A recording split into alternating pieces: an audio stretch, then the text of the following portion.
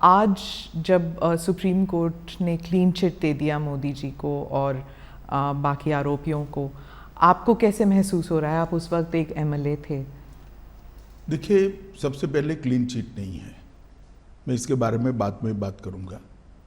Supreme court ने पूरे आरोपों को खारिज किया है और आरोप क्यों घड़े गए इसके बारे में भी सुप्रीम कोर्ट ने कहा है। एक प्रकार से आप कह सकती हो कि सुप्रीम कोर्ट ने ये आरोप पॉलिटिकली मोटिवेटेड है, ये भी सिद्ध कर दिया है।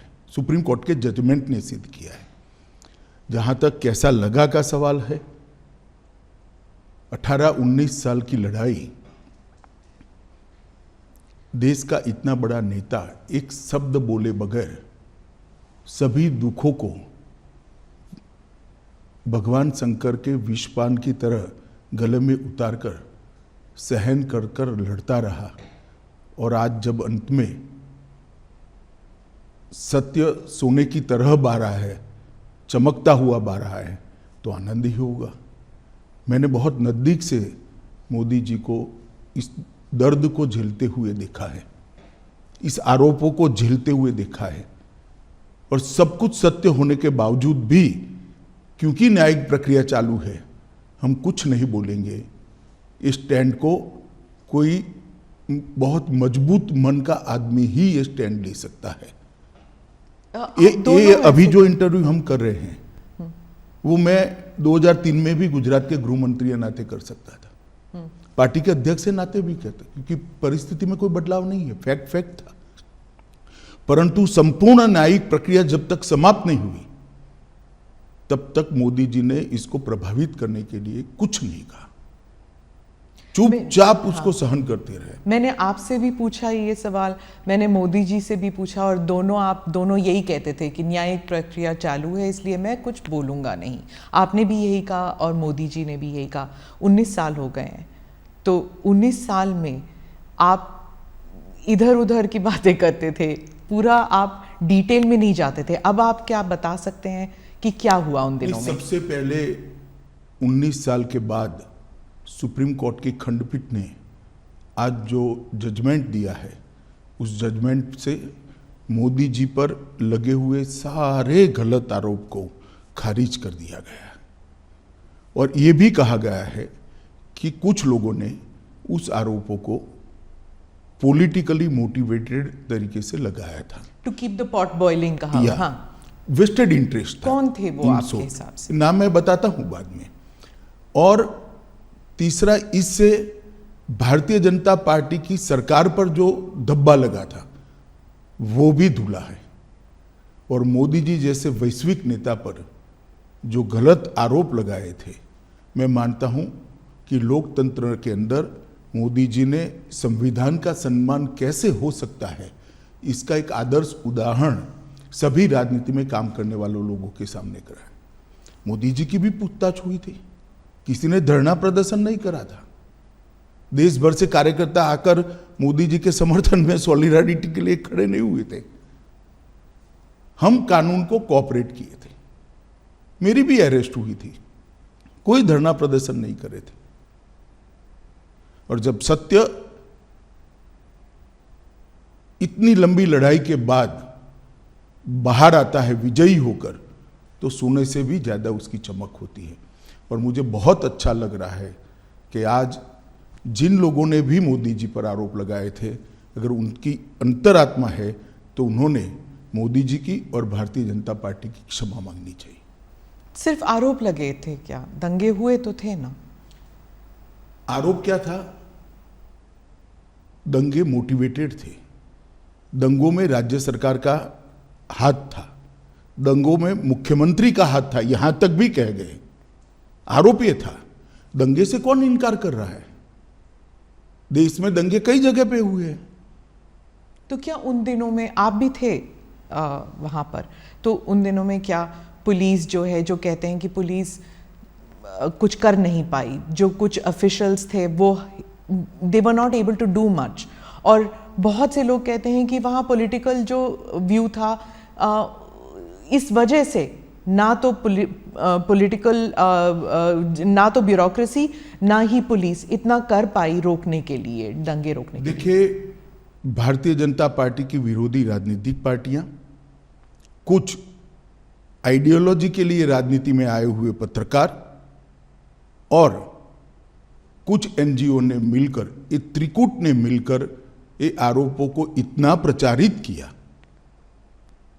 और इसका इकोसिस्टम भी इतना मजबूत था कि धीरे धीरे झूठ को ही सब सत्य मानने लगे। पर उस वक्त तो आपकी सरकार दिल्ली में भी थी और आपकी सरकार गुजरात में भी थी, तो फिर मीडिया को या फिर उन लोगों का नेटवर्क इतना स्ट्रांग कैसे था?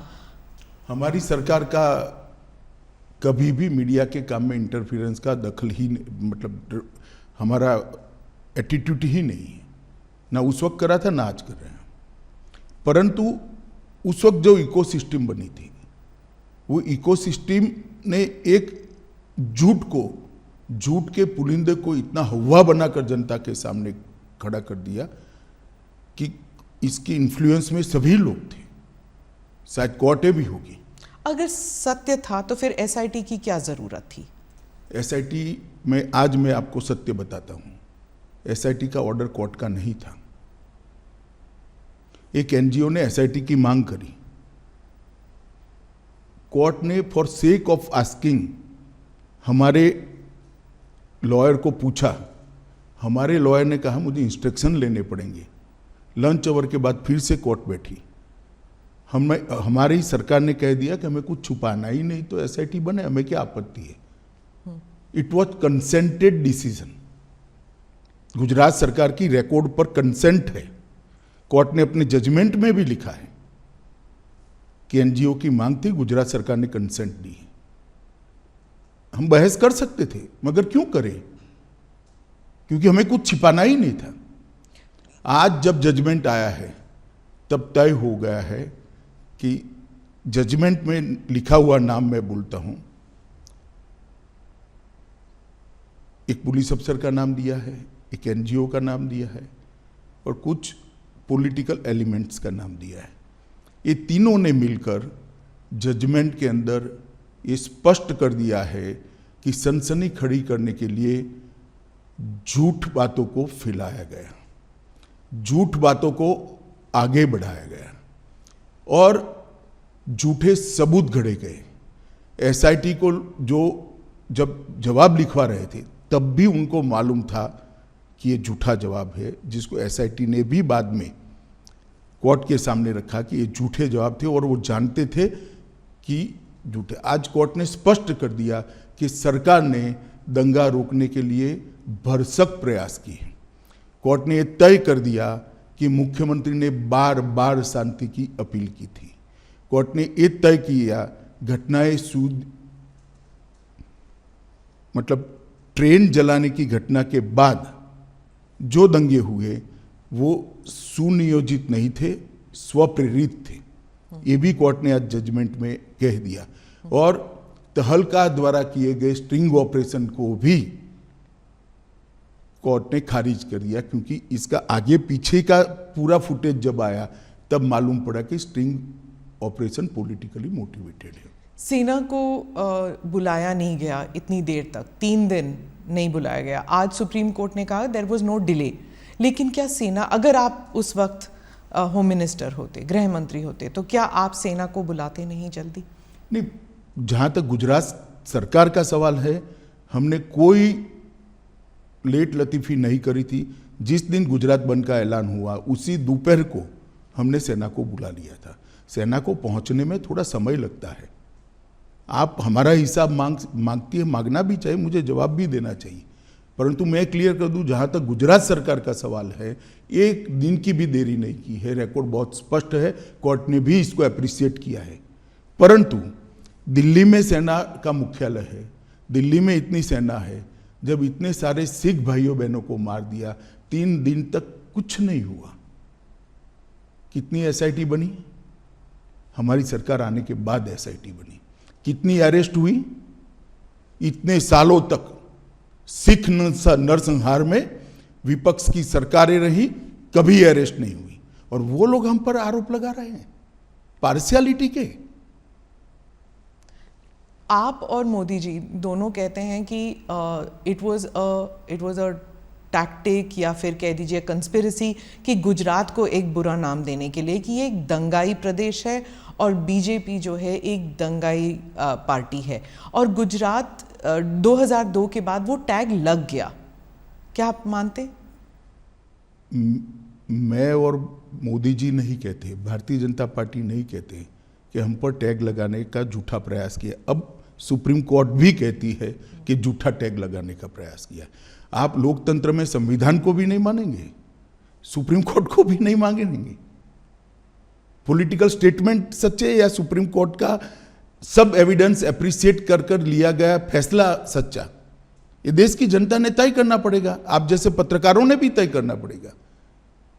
और अगर ये मत बनता है कि सुप्रीम कोर्ट का एप्रिशिएट हुआ एविडेंस एप्रिशिएट करने के बाद दिया गया फैसला सच्चा है, तो अब क्वेश्चन उठाने चाहिए। पत्रकारों की जिम्मेदारी है, जिन्होंने आरोप लगाए थे उनके ऊपर पूछना चाहिए उनको कि क्या आधार था ये आरोप का, और आधार था तो क्यों नहीं गए सुप्रीम कोर्ट में। आपने एनजीओज का जिक्र किया, कौन से एनजीओज हैं, क्या किया उन्होंने? देखिए, मैंने बहुत हरीडली जजमेंट को पढ़ा है, मगर इसमें तीस्ता सेटलवाड का नाम बहुत स्पष्ट दिया है। तीस्ता सेटलवाड की एनजीओ थी, नाम तो मुझे मालूम नहीं है उनका। उन्होंने हर थाने में इस प्रकार की भारतीय जनता पार्टी के कार्यकर्ताओं को इन्वॉल्व करने वाली एप्लीकेशनें दे दी थी, और मीडिया का दबाव इतना था कि सभी एप्लीकेशनों को सच मानकर ट्रीट किया गया। मीडिया और एनजीओज का एक नेक्सस था, आप कह रहे हैं इन दोनों ने मिलकर 20 साल तक चलाया ये पूरा?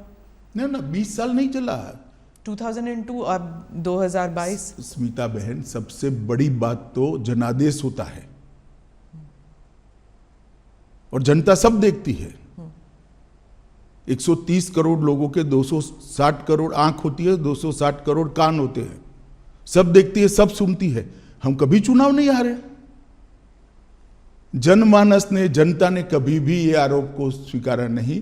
मीडिया, एनजीओ और हमारी विरोधी पॉलिटिकल पार्टी आरोपों को चलाते गई। एक चला दिया कि सीडी के बारे में, सीडी लेकर राहुल शर्मा चले गए, वहां पर नोटिंग है, नोटिंग साइड पर रोज काम है, उसने अपने रिकॉर्ड में रखा है, कोई कानून को नहीं तोड़ा है, और सुप्रीम कोर्ट ने भी इसको स्वीकृत किया है। बहुत से लोगों का मानना है कि एसआईटी इन्फ्लुएंस हुई थी, बीजेपी का दबाव था एसआईटी के ऊपर। हालांकि सुप्रीम कोर्ट ने तो कुछ और ही कहा है अभी, लेकिन इतने साल तक जब इन्वेस्टिगेशंस चल रहे थे तो उस टाइम सालों साल डिले करते गए। तो इस देखिए, एसआईटी की रचना हमने नहीं करी थी, देश की सर्वोच्च अदालत ने करी थी। अफसर का चयन भी हमने नहीं करा था, देश की सर्वोच्च अदालत ने एनजीओ को सुनने के बाद करा था।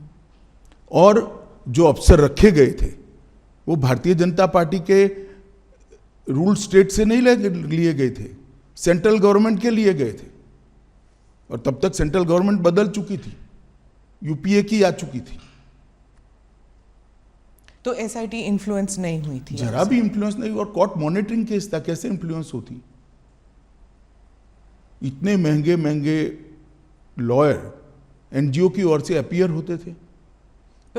जैसे जाकिया जाफरी कहती थी, जो आप महंगे लॉयर्स की बात कर रहे हैं, कि आपकी तरफ के जो लॉयर्स थे वो बहुत हेविली पेड थे, उनकी तरफ से नहीं थे। एसआईटी के लॉयर्स जो थे हमारी ओर से हमारे लॉ ऑफिसर ही थे और कोई नहीं था। हाँ, उनको बहुत पैसे, लॉ ऑफिसर को इतना पैसा नहीं मिलता है, आप जानती हो। इसके पेमेंट का एक सिस्टम होता है, इसका रेट शब्द प्रयोग ठीक नहीं है, मगर उनकी फीस तय होती है।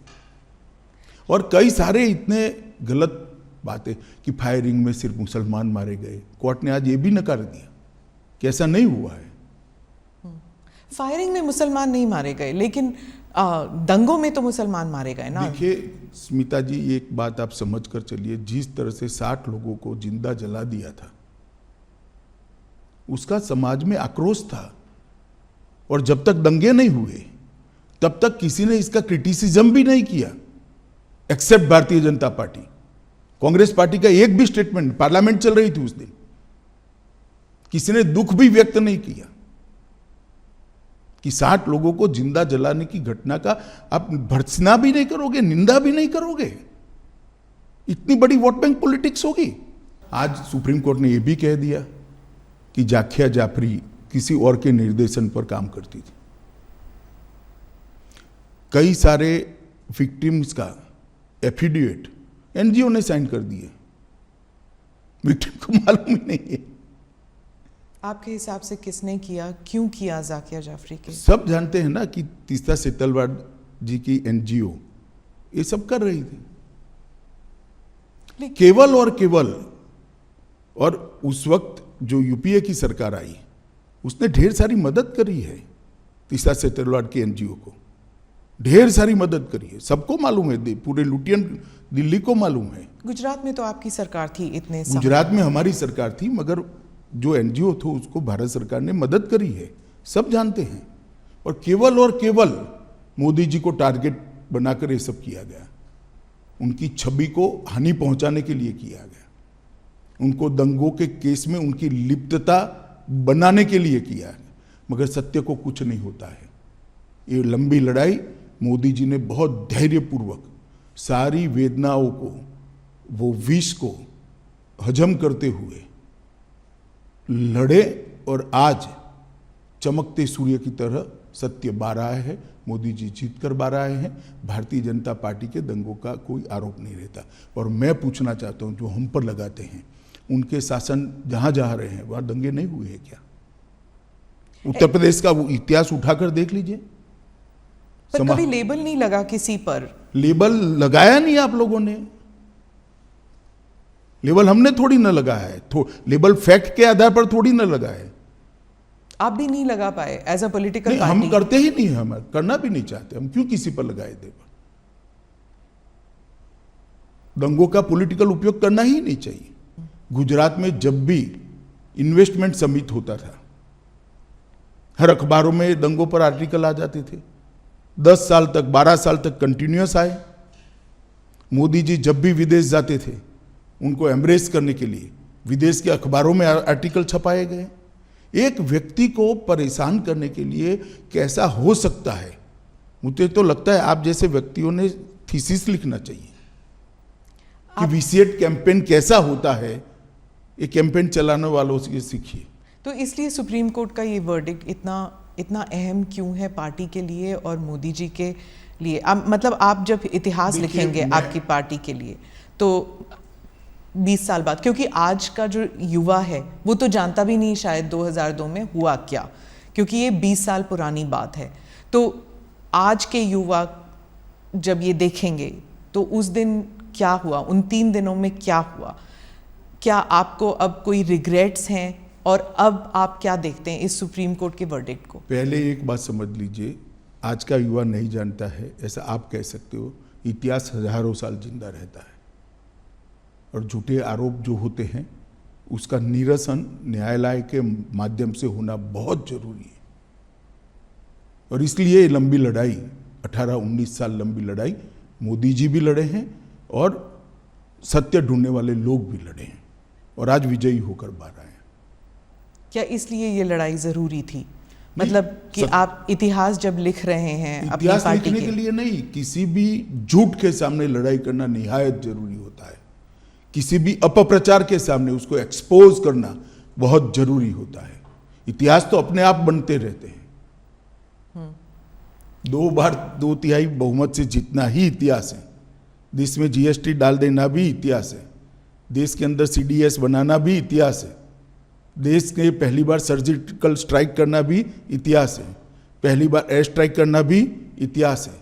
पूरे दुनिया में भारत के गौरव को आसमान तक ले जाना भी इतिहास है। इतिहास की तो खैर बहुत सारी बातें हैं, परंतु झूठ के खिलाफ लड़ाई लड़नी चाहिए, और मोदी जी डट कर लड़े हैं, धैर्यपूर्वक लड़े हैं, और आज विजयी होकर बाहर आए। पार्टी के लिए ये कितना सिग्निफिकेंट है पॉलिटिकली, मैं पूछ रही हूँ? बहुत सिग्निफिकेंट है। पॉलिटिकली कम, परंतु जिस प्रकार से मेरे पार्टी के सर्वोच्च नेता को विक्टिमाइज करने का प्रयास किया गया, और आज कोर्ट ने उसकी धज्जियां उड़ा दी हैं। मैं मानता हूं ये जजमेंट भारतीय जनता पार्टी के हर कार्यकर्ता के लिए, न केवल मोदी जी के लिए, हर कार्यकर्ता के लिए। मोदी जी के लिए तो खैर आत्मसंतोष का विषय हो सकता है, हर कार्यकर्ता के लिए गौरव का विषय है कि आज जो झूठे आरोप हमारे सर्वोच्च नेतृत्व पर लगाए थे वो सारे खारिज हो गए। सर, गुजरात लेबोरेटरी ये एक टर्म बन गया था कि जो गुजरात में जो एक्सपेरिमेंट किया गया, यानी कि बिना मुसलमानों के सरकार हम बना सकते हैं, बिना मुसलमानों के वोट के हम सरकार बना सकते हैं, और अगर मुसलमान ज़रा सा इधर या उधर हो जाए, लाइन पे ना चले, तो दंगे करा सकते हैं। ये एक गुजरात एक्सपेरिमेंट और गुजरात लेबोरेटरी करके जो अपोजिशन पार्टीज़ कहते हैं कि बीजेपी जो है ये इसको एक पॉलिटिकल साइंस बना दिया है उन्होंने, और वो हर राज्य में इस्तेमाल करती है। देखिए, अब जैसा जिस कलर के ग्लास का चश्मा पहनेगी ऐसा दिखाई पड़ेगा। पीले पहनेगी तो पीला दिखाई पड़ेगा, काले पहनेगी तो काला दिखाई पड़ेगा। ये देखने का नजरिया है। गुजरात मॉडल जरूर बना है। देश में हमने सबसे पहले 24 घंटा बिजली हर गांव में पहुंचाने का काम किया, वो एक मॉडल है। देश के अंदर 12 साल के अंदर जीरो ड्रॉप आउट रेशियो, लगभग जीरो ड्रॉप आउट रेशियो, और 99% से ज़्यादा एनरोलमेंट किया बच्चों का प्राइमरी एजुकेशन के अंदर, वो भी मॉडल है। गुजरात के ट्राइबल एरिया के लिए वन बंधु कल्याण योजना लेकर आए, वो भी मॉडल है। 10% ग्रोथ रेट के साथ 12 साल तक एग्रीकल्चर ग्रोथ रेट हमने अचीव किया है, वो भी एक मॉडल है। ढेर सारे मॉडल है, हाईवेज से लेकर ग्रामीण विकास से लेकर अर्बन डेवलपमेंट तक। हमारे अर्बन डेवलपमेंट के एक्ट भी मॉडल है। जहाँ तक दंगों का सवाल आप कर रही है, आप एक बात समझ लीजिए, आप इतनी वरिष्ठ पत्रकार है स्मिता बहन, आप कांग्रेस के शासन के जो आपको ठीक लगे वो 5 साल, और भारतीय जनता पार्टी के शासन से जो आपको ठीक लगे वो 5 साल ले लो। कितने घंटे कर्फ्यू रहा, कितने लोग मारे गए, कितने दंगे हुए, और दंगे का ड्यूरेशन क्या था। कंपैरिजन कर लीजिए तो मालूम पड़ जाएगा कि दंगे किसके शासन में ज्यादा हुए। और दूसरी बात, ये दंगा होने का मूल कारण गोधरा की ट्रेन को जला देना था। 60 लोगों को, 16 दिन की बच्ची को मां की गोद में बैठे हुए जिंदा जलते हुए मैंने देखा है। मेरे हाथ से अग्नि संस्कार किया है मैंने गोता गांव में। इसके कारण दंगे हुए थे, और आगे जो दंगे हुए हैं वो पॉलिटिकली मोटिवेटेड थे। रिजर्वेशन का आंदोलन हुआ, दंगों में कन्वर्ट कर दिया गया। जब वो गोधरा से बॉडीज लेके गए थे अंतिम संस्कार के लिए, तब आपको लगा था कि ये there will be a blowback, मतलब कि कोई प्रतिक्रिया होगी? देखिए, उस वक्त किसी को सोचने की सुध बुध ही नहीं थी, इसलिए क्योंकि सबसे बड़ा प्रश्न ये था कि जो 59 लोग मारे गए हैं, इनके परिवार को उनका अंतिम संस्कार भी न करने देना। और कोई प्रोफेशनल इनपुट ऐसा नहीं था कि भाई इतनी बड़ा कार्यकर्ता के लिए गौरव का विषय है कि आज जो झूठे आरोप हमारे सर्वोच्च नेतृत्व पर लगाए थे वो सारे खारिज हो गए। सर, गुजरात लेबोरेटरी ये एक टर्म बन गया था कि जो गुजरात में जो एक्सपेरिमेंट किया गया, यानी कि बिना मुसलमानों के सरकार हम बना सकते हैं, बिना मुसलमानों के वोट के हम सरकार बना सकते हैं, और अगर मुसलमान ज़रा सा इधर या उधर हो जाए, लाइन पे ना चले, तो दंगे करा सकते हैं। ये एक गुजरात एक्सपेरिमेंट और गुजरात लेबोरेटरी करके जो अपोजिशन पार्टीज़ कहते हैं कि बीजेपी जो है ये इसको एक पॉलिटिकल साइंस बना दिया है उन्होंने, और वो हर राज्य में इस्तेमाल करती है। देखिए, अब जैसा जिस कलर के ग्लास का चश्मा पहनेगी ऐसा दिखाई पड़ेगा। पीले पहनेगी तो पीला दिखाई पड़ेगा, काले पहनेगी तो काला दिखाई पड़ेगा। ये देखने का नजरिया है। गुजरात मॉडल जरूर बना है। देश में हमने सबसे पहले 24 घंटा बिजली हर गांव में पहुंचाने का काम किया, वो एक मॉडल है। देश के अंदर 12 साल के अंदर जीरो ड्रॉप आउट रेशियो, लगभग जीरो ड्रॉप आउट रेशियो, और 99% से ज़्यादा एनरोलमेंट किया बच्चों का प्राइमरी एजुकेशन के अंदर, वो भी मॉडल है। गुजरात के ट्राइबल एरिया के लिए वन बंधु कल्याण योजना लेकर आए, वो भी मॉडल है। 10% ग्रोथ रेट के साथ 12 साल तक एग्रीकल्चर ग्रोथ रेट हमने अचीव किया है, वो भी एक मॉडल है। ढेर सारे मॉडल है, हाईवेज से लेकर ग्रामीण विकास से लेकर अर्बन डेवलपमेंट तक। हमारे अर्बन डेवलपमेंट के एक्ट भी मॉडल है। जहाँ तक दंगों का सवाल आप कर रही है, आप एक बात समझ लीजिए, आप इतनी वरिष्ठ पत्रकार है स्मिता बहन, आप कांग्रेस के शासन के जो आपको ठीक लगे वो 5 साल, और भारतीय जनता पार्टी के शासन से जो आपको ठीक लगे वो 5 साल ले लो। कितने घंटे कर्फ्यू रहा, कितने लोग मारे गए, कितने दंगे हुए, और दंगे का ड्यूरेशन क्या था, कंपैरिजन कर लीजिए तो मालूम पड़ जाएगा कि दंगे किसके शासन में ज्यादा हुए। और दूसरी बात, ये दंगा होने का मूल कारण गोधरा की ट्रेन को जला देना था। 60 लोगों को, 16 दिन की बच्ची को मां की गोद में बैठे हुए जिंदा जलते हुए मैंने देखा है। मेरे हाथ से अग्नि संस्कार किया है मैंने गोता गांव में। इसके कारण दंगे हुए थे, और आगे जो दंगे हुए हैं वो पॉलिटिकली मोटिवेटेड थे। रिजर्वेशन का आंदोलन हुआ, दंगों में कन्वर्ट कर दिया गया। जब वो गोधरा से बॉडीज लेके गए थे अंतिम संस्कार के लिए, तब आपको लगा था कि ये there will be a blow back, मतलब कि कोई प्रतिक्रिया होगी? देखिए, उस वक्त किसी को सोचने की सुध बुध ही नहीं थी, इसलिए क्योंकि सबसे बड़ा प्रश्न ये था कि जो 59 लोग मारे गए हैं, इनके परिवार को उनका अंतिम संस्कार भी न करने देना। और कोई प्रोफेशनल इनपुट ऐसा नहीं था कि भाई इतनी बड़ी मात्रा में रिएक्शन आ जाएंगे। तो बॉडीज को परेड कर दिया गया था। परेड नहीं करा है, ये गलत प्रचार है। 16 सिविल अस्पताल में ले गया गया और बंद एम्बुलेंस में उनके परिवार वाले अपने घर पर ले गए। आप हॉस्पिटल में थे? मैं खुद हॉस्पिटल में था। क्या देखा आपने उस दिन? क्या देखना क्या था, जली हुई लाशें थी, दुख ही दुख था, आक्रांत था, रोज था। आप एमएलए थे, लेकिन आपकी कॉन्स्टिट्यूएंसी में ज़्यादा दंगे हुए नहीं कंपेयर टू बाकी जगहों में। अगर आप उस वक्त इंचार्ज होते, अगर आप होम मिनिस्टर होते, तो आप क्या करते अलग उस वक्त? देखिए, जो भी लोग थे उन्होंने अच्छा काम किया था, मगर घटना के कारण रोष इतने व्यापक मात्रा में था जिसकी भनक किसी को नहीं लगी थी, किसी को नहीं लगी थी, ना पुलिस को लगी थी ना किसी को लगी थी, और बाद में किसी के हाथ में ही नहीं रहा। सर, और देखिए, इस बात पर अनेक अदालतों में, एक सुप्रीम कोर्ट के रिटायर्ड जज के कमीशन में सब जगह बहस हो चुकी है। ये मोदी जी को कोई पहली क्लीन चिट नहीं है, नानावटी कमीशन ने भी क्लीन चिट दी है, फिर भी एसआईटी बनाई गई। और मोदी जी एसआईटी के सामने कोई नाटक करते हुए नहीं गए थे कि भी मेरे समर्थन में आ जाओ, गांव गांव से आओ, नहीं आते तो फिर एमएलए को बुला लो, एमपी को बुला लो, एक्स एमपी को बुला लो और धरना करो। पर क्यों नहीं गई बीजेपी, क्यों नहीं गई अब सपोर्ट? हम मानते थे कि हमने न्याय में सहयोग करना चाहिए, न्यायिक प्रक्रिया में सहयोग करना चाहिए। सुप्रीम कोर्ट का ऑर्डर है, एक एसआईटी काम कर रही है। एसआईटी अगर चाहती है मुख्यमंत्री जी को कुछ सवाल पूछना, तो मुख्यमंत्री स्वयं कहते हैं कि मैं कोऑपरेट करने के लिए तैयार हूं। किस चीज का आंदोलन करना है? आंदोलन किस चीज का करना है? ये न्यायिक प्रक्रिया है।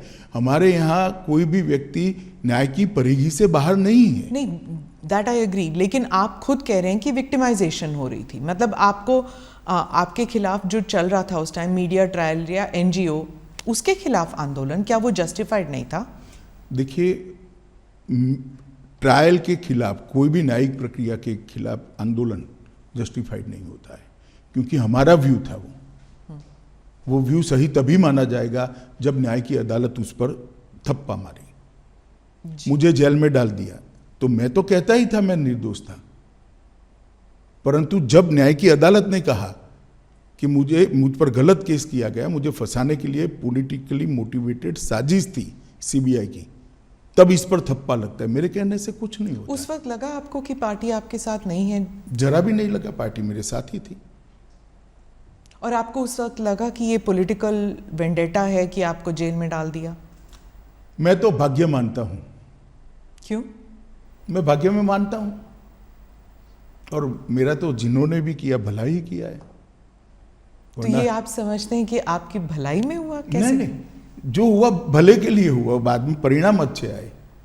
आपको क्या लगा उस वक्त जब आप जेल में थे? तो कुछ नहीं लगता था, मैं लड़ाई लड़ने का निर्णय आपको किया पता था कि आप बाहर निर्दोष निकल सीता जी, आज के इंटरव्यू का विषय मेरा केस नहीं है। आज के इंटरव्यू का विषय एक इतने बड़े पोटेंशियल लीडर पर, एक राज्य के मुख्यमंत्री पर। आप दोनों साथ थे सर, इसलिए मैं पूछ रही हूँ। 20 साल से आप दोनों एक साथ हैं, गुजरात से लेकर यहाँ तक, दिल्ली तक आना। आप हजारों दोनों लोग का मोदी जी के साथ है, 25-25 साल से, 40-40 साल से। इस केस में नहीं, खास केस में नहीं, भारतीय जनता पार्टी के कार्यकर्ता है नाते। पर ये राइट्स को लेकर जब भी किसी को सोचा जाता है, किसी के बारे में सोचा जाता है, आप दोनों के बारे में, हालांकि आप उस वक्त सिर्फ एक एमएलए थे, लेकिन इस लड़ाई में आप उनके साथ थे हमेशा। नहीं तो लड़ाई मुझे लड़नी है, क्योंकि ये सत्य की लड़ाई है। मेरी पार्टी पर आरोप लगे, मेरे नेता पर आरोप लगे, मैं क्यों नहीं लड़ूंगा?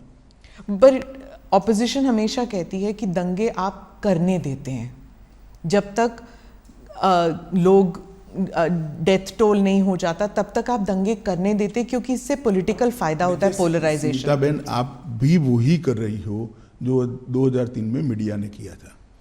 आपके पास इतनी बड़ी टीम है, भारतीय जनता पार्टी की कोई कम राज्यों में सरकार रही नहीं है। जहाँ जहाँ हमारी सरकार है, वहाँ पहले कांग्रेस की भी सरकार थी, सपा की भी थी, बसपा की भी थी, तृणमूल कांग्रेस और कम्युनिस्टों की भी है। ठीक है, भारतीय जनता पार्टी का शासन का कालखंड और एवरेज दंगे और एवरेज हताहत होने वाले लोग और उनके कालखंड का आप निकाल दीजिए। आप मैथमेटिकल फॉर्मूला निकाल रहे हैं। मैथमेटिकल फॉर्मूला नहीं कह रहा, अगर हम स्पॉन्सर करते हैं तो दंगे ज्यादा होने चाहिए। दिखता नहीं है ना, वही तो वो कह रहे हैं कि आप जो स्पॉन्सर करते हैं देखना तो नहीं दिखता चाहते, आप देखना नहीं चाहते कि भाजपा के शासन में दंगे कम होते हैं। दंगे जब होते हैं, वो कह रहे हैं, ऑपोजिशन कहती है दंगों से फायदा होता है बीजेपी को, पोलराइजेशन से पॉलिटिकल फायदा होता है, इलेक्टोरल फायदा होता है। तो फिर हम ज्यादा कराते हैं, दंगे तो कम हो रहे हैं। मैं गुजरात पे वापस आती हूँ, क्योंकि आप गुजरात स्पेसिफिक इंटरव्यू आपने कहा कि आप और किसी चीज़ पर बात नहीं करना चाहते, सिर्फ गुजरात पर बात करना चाहते हैं। आप मुझे बताइए कि अब आप 20 साल अगर आपको रिवर्स पे देखना पड़े तो क्या मोदी जी कर सकते थे जो उन्होंने नहीं किया? ऐसा है, सब कुछ किया है, मैं तो बहुत नज़दीक से देख रहा था। इतने डिटेल में शायद ही किसी मुख्यमंत्री ने काम किया था। एक थाने की स्ट्रेंथ 100 पुलिस की होती है, 150 पुलिस की होती है, एडिशनल फोर्स लो लो तो 400 पुलिस की हो गई, और 2 लाख लोगों का जमघट है। क्या कर सकते हैं आप? इसको कंट्रोल करते करते समय लगता है। टीयर गैस, लाठीचार्ज, ये सब हुआ है, फायरिंग हुआ है, 900 लोग फायरिंग में मारे गए। तीसरे दिन नहीं, दूसरे दिन भी हुआ है, पहले दिन तो सवाल ही नहीं था, घटना थी। दूसरे दिन भी फायरिंग हुआ है, तीसरे दिन भी हुआ है। परंतु सरकार को भी व्यवस्थाएं करने में और जो स्केल बन गया, उस स्केल को पहुंचने में थोड़ा समय लगता है। और मैं आपको बताना चाहता हूं कि मुझे पूरा मालूम है, इस वक्त गिल साहब भी हमारे यहाँ आए थे हमारी मदद में, मोदी जी की सरकार की मदद में। गिल साहब भी आए थे। गिल साहब के साथ मैंने भी डिनर करा है। उन्होंने कहा इससे ज़्यादा प्रॉम्प्ट एक्शन मेरे जीवन में मैंने नहीं देखा है।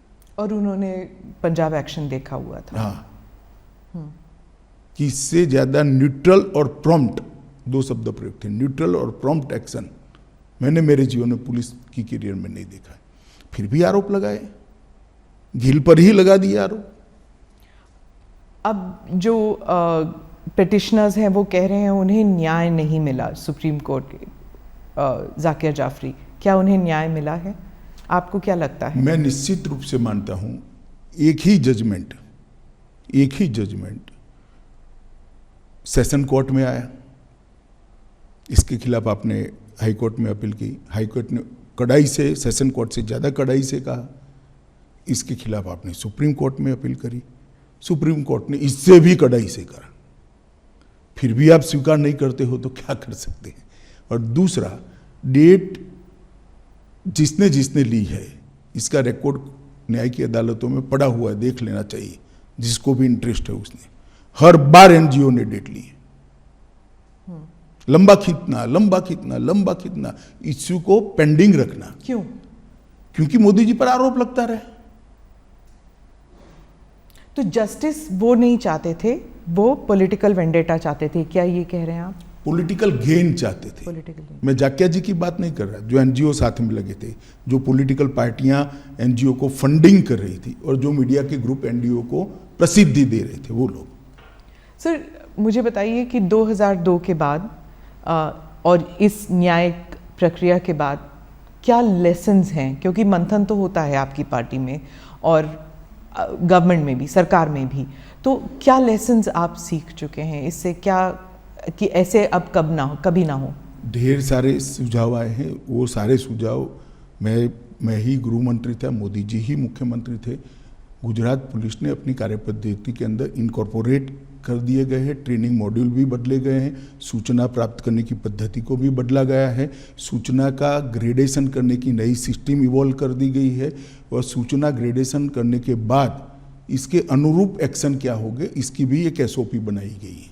इसलिए 2002 के बाद गुजरात में एक भी दंगा नहीं हुआ है। सेंटर स्टेट में जो तालमेल होना चाहिए राइट्स कंट्रोल करने के लिए, क्या उसे फाइन ट्यूनिंग, उसकी फाइन ट्यूनिंग मुझे लगता है व्यवस्था ठीक है। अभी जो व्यवस्था है वो ठीक है। क्योंकि अभी जो हमने देखे थे, जो अग्निपथ जो स्कीम है, उसके कारण जो दंगे हुए थे, हाँ वायलेंस में लोग मरे नहीं, लेकिन काफ़ी देर तक इनएक्शन था, तो इसमें फिर वो स्टेट्स की बात हो जाती है। ऐसा है कि लॉ एंड ऑर्डर कंट्रोल करना स्टेट की जिम्मेदारी है। भारत सरकार सहयोग कर सकती है, स्टेट की डिमांड पर सहयोग कर सकती है। और जब स्टेट को लगता है कि हमारी स्टेट की मशीनरी कम पड़ रही है या तो हमें ज़्यादा मैन पावर चाहिए जो स्टेट के पास उपलब्ध नहीं है, तो रिजर्व फोर्स में से भारत सरकार की मैन पावर जाता है। ये व्यवस्था बहुत परफेक्ट है और हर स्टेट में कमोबेश भारत सरकार के सीएपीएफ्स के बटालियन लगे हुए हैं, तो कहीं और से नहीं लाना है। मानो बिहार है तो एसएसबी हमारी तुरंत घंटों में पहुंच सकती है। पर उसमें भी कहा जाता है कि पॉलिटिकली हो जाता है मोटिवेट, जैसे ममता जी कहती हैं कि जो सेंट्रल फोर्सेस हैं वो पॉलिटिकल आदेश पर काम करती हैं। स्मिताबेन, ममता जी को ना आप समझा सकते हो ना मैं समझा सकता हूँ, छोड़िए। इसके आधार पर एडमिनिस्ट्रेशन कैसे तय होगा? पॉलिटिकल बातें करने के लिए हर एक को इस देश में स्वतंत्रता है। जी, आपका कोई आज जब ये रूलिंग आई है, तो आप, एक बार और पूछूंगी मैं कि आपको कैसे महसूस हो रहा है आज के दिन? मुझे बहुत अच्छा महसूस होता है। मोदी जी को बहुत सारे बदनामी झेलते हुए मैंने देखा है। मोदी जी पे बहुत सारे झूठ और झूठे आरोप मढ़ते हुए, निर्लज्जता से मढ़ते हुए मैंने देखा है। इसके बावजूद भी संवैधानिक प्रक्रिया है, कानूनी प्रक्रिया, इसके ऊपर कुछ नहीं करना है, ये बोल्ड स्टैंड लेते हुए मैंने देखा है और 18 साल धैर्य रखते हुए देखा है और 18 साल के बाद आज विजयी होते हुए भी मैंने देखा है। मुझे तो बड़ा संतोष है कि सार्वजनिक जीवन में नरेंद्र मोदी ने एक ऐसा एग्जाम्पल सेट किया है कि आरोप कितना भी झूठा हो, आप उसको न्याय की अदालत ही तय कर सकती है, सच है या झूठ है, तब तक धैर्य रखना चाहिए। सुप्रीम कोर्ट में ऑब्जर्वेशन ये भी था कि उस वक्त की सरकार ने दंगा रोकने का प्रयास नहीं किया, और ये भी कि कुछ विटनेसेस जो हैं वो ऐसे जवाब दे रहे थे जैसे कि डिक्टेशन दे रहे हैं उन्हें। दोनों चीज़ें ऑब्जर्व किया गया। देखिए, उस वक्त सुप्रीम कोर्ट ने जो ऑब्जर्वेशन किया था वो एनजीओ के एफिडेविट के आधार पर किया था। इसकी जांच के लिए एसआईटी बनाई थी। एसआईटी ने अपनी रिपोर्ट दे दी और आज जो जजमेंट आया है उसमें सुप्रीम कोर्ट ने कहा है राज्य सरकार ने दंगा रोकने के लिए भरसक कोशिश की। राज्य सरकार ने उचित समय पर उचित कार्यवाही कर कम नुकसान में दंगों को समाप्त किया और राज्य सरकार ने सुप्रीम कोर्ट द्वारा दी गई विटनेस प्रोटेक्शन की स्कीम को पूरा का पूरा फुल स्टॉप कॉमा में पूरा किया है। तो इसीलिए कहा जाएगा कि सुप्रीम कोर्ट को भी इन्फ्लुएंस किया है? सवाल ही नहीं है सुप्रीम कोर्ट को इन्फ्लुएंस करने का।